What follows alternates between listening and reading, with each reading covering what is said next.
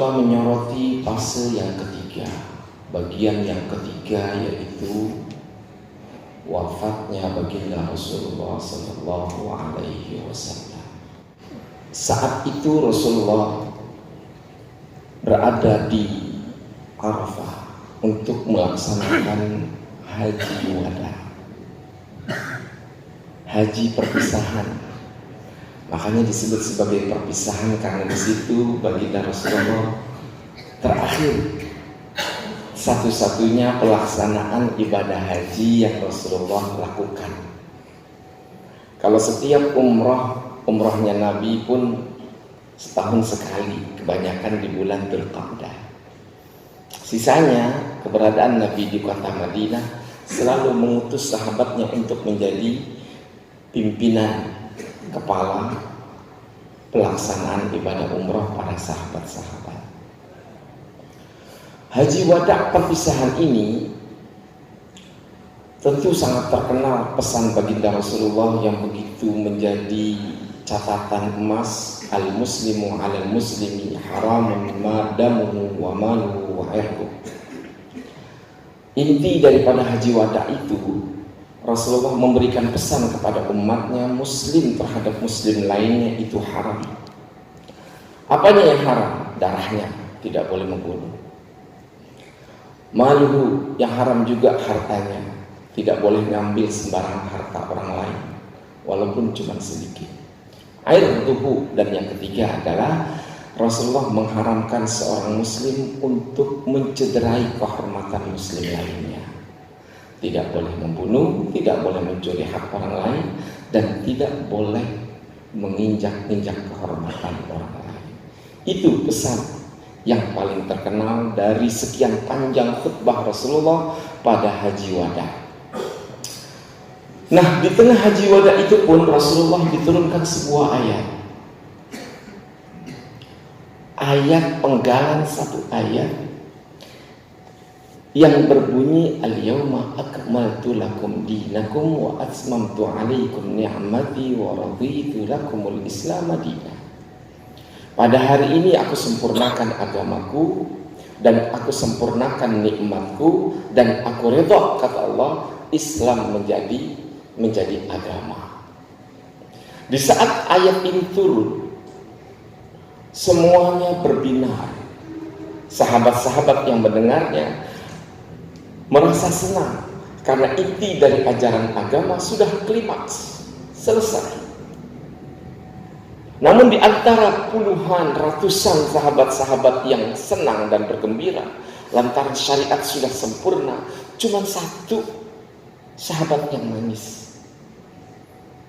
Siapa gerangan yang menangis? Sehingga sahabat-sahabat menoleh kepadanya, kenapa engkau menangis? Di saat semuanya bergembira ketika Allah menyempurnakan dan meridai Islam sebagai agama kita, agama terakhir, kenapa engkau menangis? Semuanya tertuju pada satu orang itu. Akhirnya dia menjawab. Siapa gerangan dia? Dia adalah Abu Bakar As-Siddiq. Dengan lantang Abu Bakar As-Siddiq menjawab, hadza na'yu Rasulillah sallallahu alaihi wasallam. Kalian tahu kenapa aku menangis? Ayat ini terakhir menandakan bahwasanya ketika risalah selesai dan rampung, yang tersisa hanyalah wafatnya baginda Rasulullah sallallahu alaihi wasallam. Punya ilham yang menjauhi dan melompati sahabat-sahabat lainnya. Ketika orang hanya bergembira, dia menangis karena dia tahu ke depannya ketika risalah ini selesai, yang tersisa cuma wafatnya Rasulullah, dan itu sangat menyedihkan. Akhirnya Rasulullah pun terdiam. Bapak kita begitu pulang dari Mekah, selesai hajian, ya, selesai hajian pulang ke kota Madinah. Begitu nyampe di kota Madinah, apa yang diinginkan oleh Rasulullah? Saya ingin ziarah kubur. Terhitung, ya, fase yang 9 hari itu dilakukan oleh Rasulullah apa? Ziarah kubur. Ya Rasulullah, siapa yang kau ziarahi? Rasulullah menjawab, syuhada Uhud.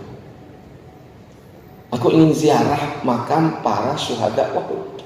70 sahabat Nabi, para penghafal Al-Quran yang syahid di medan perang Uhud. Salah satunya adalah pamannya Hamzah bin Abdul Muttalib.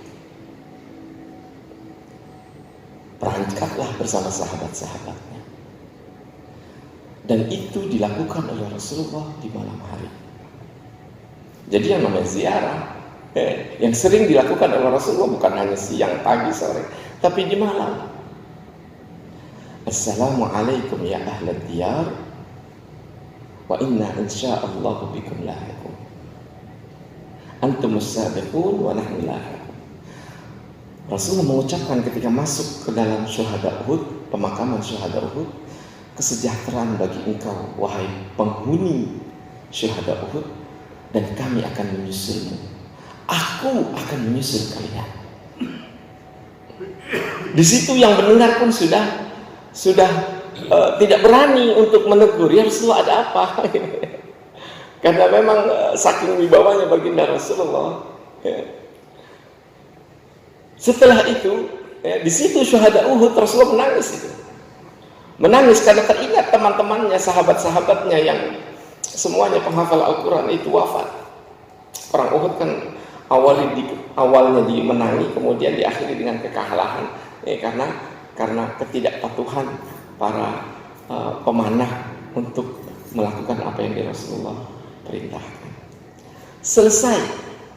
Ini menjadi sebuah pertanda. Salah satu tanda orang ketika ingin menjumpai ajalnya, dia ingat orang-orang yang pernah mempunyai jasa. Ditulis oleh para ulama, termasuk tanda-tanda orang ingin wafat adalah dia ingat itu teman-temannya dulu yang sudah melampaui, yang sudah mendahului. Karena memang itu yang dilakukan oleh baginda Rasulullah SAW. Pulang setelah itu, begitu nyampe di rumahnya, itu di rumah saat itu adalah rumahnya Siti Maimunah.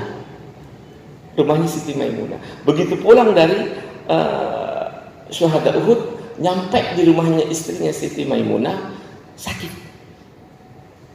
Sakitnya Rasulullah itu kalau Bapak telusuri, itu adalah efek racun yang pernah diberikan oleh seorang wanita Yahudi yang bernama Zainab. Yang bernama Zainab, orang Yahudi yang menjamu Nabi dan sahabat-sahabatnya. Satu ekor kambing yang cukup besar, kemudian di dalamnya itu diracuni. Tidak sedikit yang dari sahabat-sahabat Nabi itu ketika makan, sebagiannya menemui ajalnya. Tapi diawali dengan gigitan Nabi. Begitu daging kambing itu diambil sama Rasulullah sebagian, baru nempel di gigi. Itu daging ngomong, "Ya Rasulullah, aku diracuni, jangan dimakan." Langsung dimuntahin. Langsung saat itu Rasulullah bilang, "Hati-hati sahabat, jangan dimakan. Ini daging sudah diracuni." Sebagian sudah ada masuk. Karena begitu Rasul memulai, yang lain akhirnya memulai, gitu ya. Sebagian sudah ada yang masuk ke dalam perut, sehingga dalam kisah cerita itu, dalam buku-buku sejarah, sebagian ada yang nggak kuat, sebagian masih ada yang kuat. Nah Rasulullah bagaimana? Padahal itu sudah masuk dalam gigitan.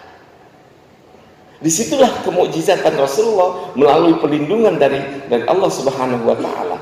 Ya, racun yang sudah masuk sebagian kecil itu masuk ke dalam tubuh dan menyelinap ke dalam tulang-tulang, bersembunyi.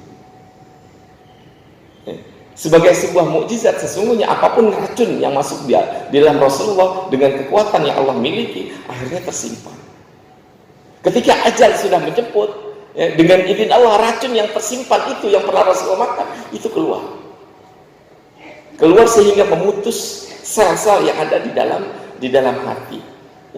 Maka ketika selesai ziarah kubur itu, masuk ke rumah Siti Maimunah, jatuh sakit, panas langsung, demam. Sampai akhirnya jatuh, Nabi itu jatuh. Begitu jatuh, "Wahai Maimunah, istriku, tolong panggilin dong istri-istriku yang lain." "Ya Rasulullah." Dipanggilin semua istri-istri.